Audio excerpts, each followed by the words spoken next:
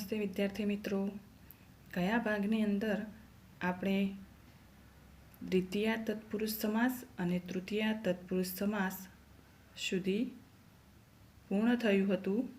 હવે છે ચતુર્થી તત્પુરુષ સમાસ.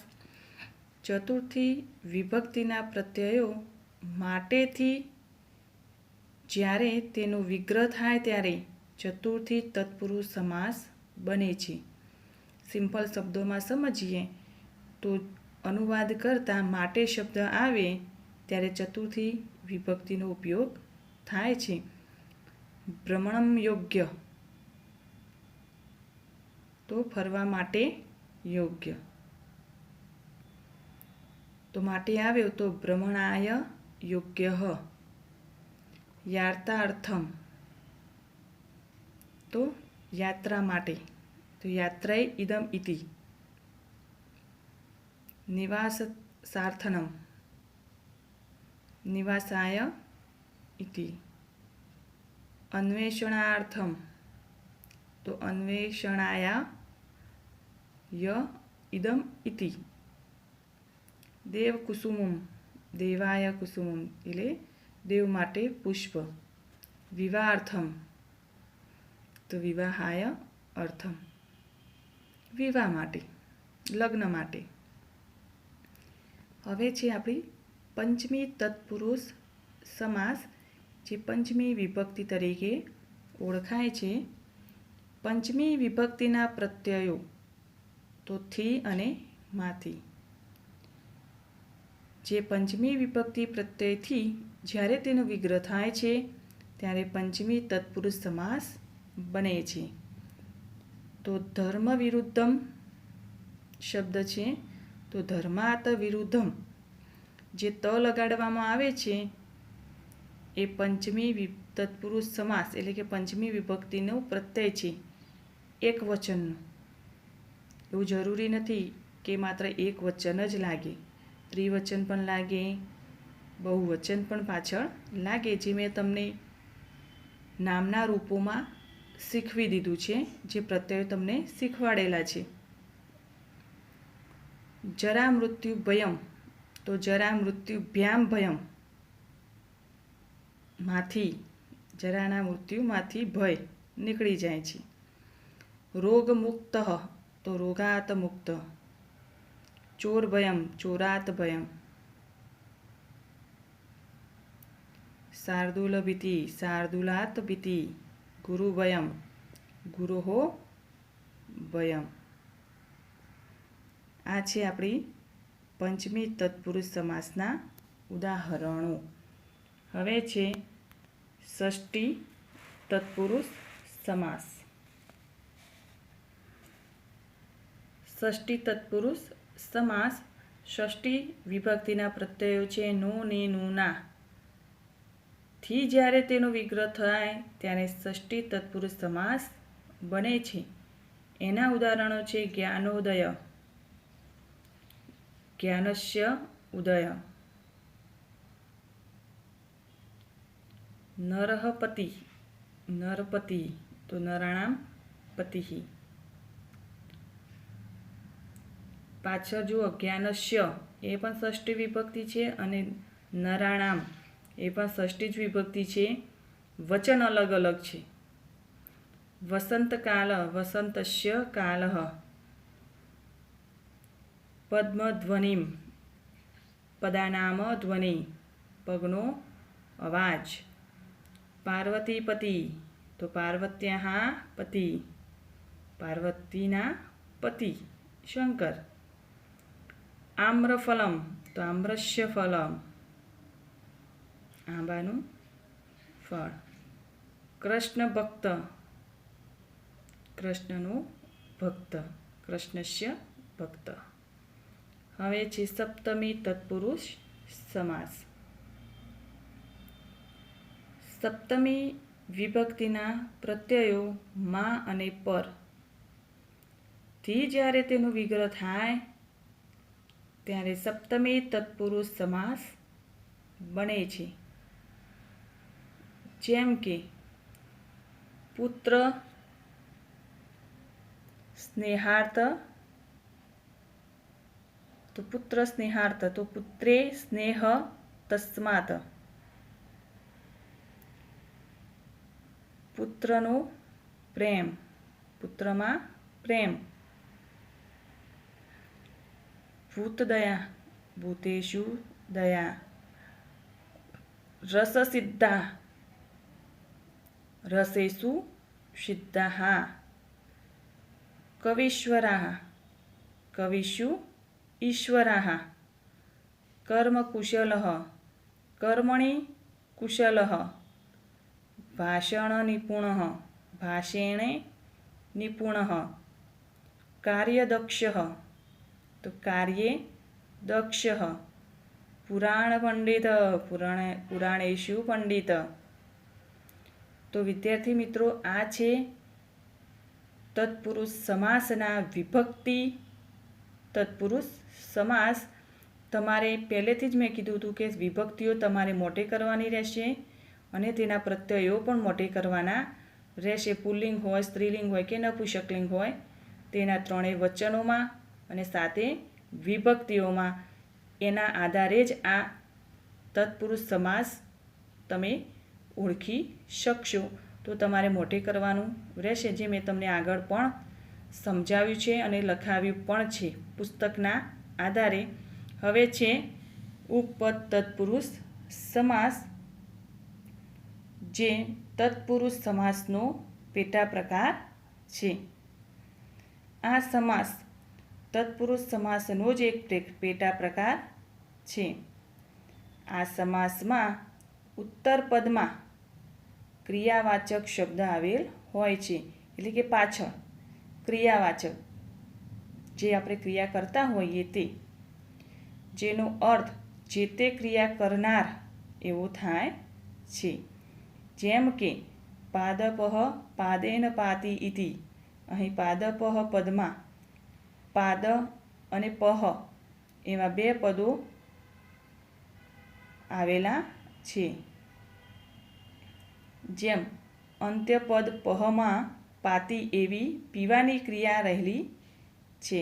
જો પાદપઃ પાદેન પાતિ એટલે પીવાની ક્રિયા, પાતિ એટલે પીવું, ક્રિયા રહેલી છે, જેનો અર્થ છે પગથી પાણી પીનાર. તે કોણ હોય? વૃક્ષ.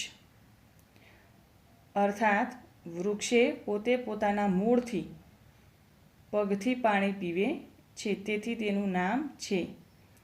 ઉપપદ સમાસ માટે મોટે ભાગે પાછળના પદમાં પહ, જહ, જા, જમ, વહ, ગર, દહ, દા, દમ, પાલ, જ્ઞ અને કર જેવા પદો આવે છે. શબ્દની પાછળ તમારે જો પાદ પહ જે શબ્દ હતો પહ, એ પહ શબ્દ પીવાના અર્થમાં છે, પાણી પીવાના, પાતી. તો ઉપપદ સમાસને ઓળખવા માટે જે આ તમને શબ્દો બતાવ્યા, મોટે ભાગે પાછળના પદમાં પહ, જહ જેવા શબ્દો જો દેખાય ત્યારે ઉપપદ તત્પુરુષ સમાસ બને છે. પણ ધ્યાન રાખજો, આ જ શબ્દો હોવા જોઈએ અને વિચારીને. હવે છે જો એના ઉદાહરણો. મનુજાય, મનુ એટલે માણસ, મનુ. જાય, જાય છે. તો મનુજાય, તો મનોહો જાયતે ઇતિ તસ્મૈ. આ જાય શબ્દના એ જવાની ક્રિયા દર્શાવે છે, એટલા જ માટે તેને સમાસ જોડતી વખતે તેને નામપદ સાથે તે જોડાઈ જાય છે. મનુજાય, તો મનોહો જાયતે ઇતિ તસ્મૈ. ભૂપાલમ, ભૂ એટલે ભવમ, ધરતી, આકાશ, ભૂ, ભૂલોક. પાલયતિ, પાળે છે. ભવમ પાલયતિ ઇતિ તમ. મૃતદેહસ્થમ, મૃતદેહે તિષ્ઠતિ ઇતિ. સ્થમ, સ્થમ એટલે તિષ્ઠતિ. મેં તમને બતાવ્યું સ્થ એટલે તિષ્ઠતિના રૂપમાં આવે છે. જે તમને ધાતુના રૂપો મેં ટૂંકા દર્શાવ્યા હતા અને તેના આધારે જ ધાતુના રૂપો બને છે. પાપહરમ, પાપમ હરતિ ઇતિ, હરમ હરે છે. દ્વિજ, જાય છે. દ્વિવારમ, જાયતે ઇતિ. અગ્રેસર, અગ્રેસરતિ ઇતિ, અગ્રેસર આગળ રહે છે, ચાલે છે એમ, આગળ ચાલે છે. ભૂર્તિકરમ, તો ભૂર્તિમ કરોતિ ઇતિ. તનુવાય, તંતુ ન શ્રયંતિ અયમ ઇતિ.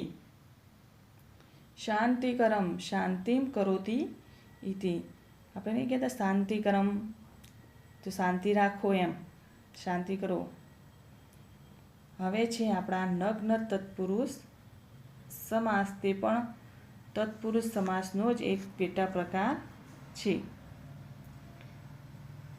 જે સમાસના પહેલા પદમાં નકાર એટલે નિષેધ, નકાર શબ્દ ના અર્થમાં અ આવેલો હોય તથા બીજું પદ નામ કે વિશેષણ હોય ત્યારે તેને નગ્ન તત્પુરુષ સમાસ કહેવામાં આવે છે. આ બધી તેની વ્યાખ્યા છે.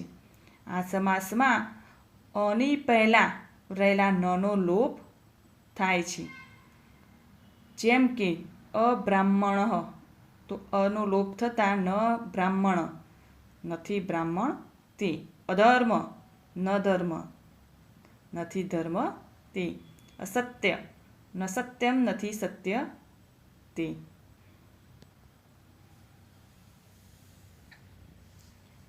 આ સમાસમાં જો બીજા પદમાં સ્વર આવેલો હોય તો તેની પહેલાં અન ઉમેરવામાં આવે છે. જો પાછળ અન ઉચિતમ ઉ આવે એ સ્વર કહેવાય, એટલે આગળ શું ઉમેરાય? અન. તો અનુચિતમ, અનાગતમ, અનઆગતમ એટલે અનાગતમ. તો એવી જ રીતે બીજા છે ઉદાહરણો જુઓ. નગ્ન તત્પુરુષ સમાસના અન્ય ઉદાહરણો: અપરિહાર્ય, અવિરુદ્ધા, અનભિજ્ઞે, અકાર્યમ, અદ્રષ્ટા, દ્રષ્ટમ, અપિત્તજલ, અકર્મણિ, અસત્યમ, અખંડિતા, અપરિગ્રહ, અસતમ, અન્ય, અનૃતમ, અવ્યવહારિત, ચિત્તસ્ય, અપેયમ, અપરિચિતપૂર્વમ. તો આ બધા નગ્ન તત્પુરુષ સમાસના ઉદાહરણો છે. તમારે નોટબુકમાં બધું જ લખવાનું રહેશે. હવે સિમ્પલી ઉપપદ તત્પુરુષ સમાસની વ્યાખ્યા છે, જે ઉદાહરણ અને ઉદાહરણ સાથે છે. વ્યાખ્યા અને ઉદાહરણ સાથે છે. ઉપપદ તત્પુરુષ સમાસ: જે તત્પુરુષ સમાસનું પહેલું પદ નામ અને બીજું પદ ક્રિયાપદ હોય તે ઉપપદ તત્પુરુષ સમાસ કહેવાય. જે મેં તમને સિમ્પલ ભાષામાં કહેલું કે પહેલું પદ નામ હોય અને પાછળ ક્રિયા થતી હોય ત્યારે સમજી લેવાનું કે ઉપપદ તત્પુરુષ સમાસ. કુંભકારઃ, આ જે શબ્દ છે તો આપણે શું કહીએ છીએ એને? કુંભમ કરોતિ. એક કુંભાર હોય તે શું કાર્ય કરે? કુંભમ કરોતિ. અર્થાત કુંભ એટલે ઘડો અને કાર એટલે કરનાર, અર્થાત ઘડાને બનાવનાર.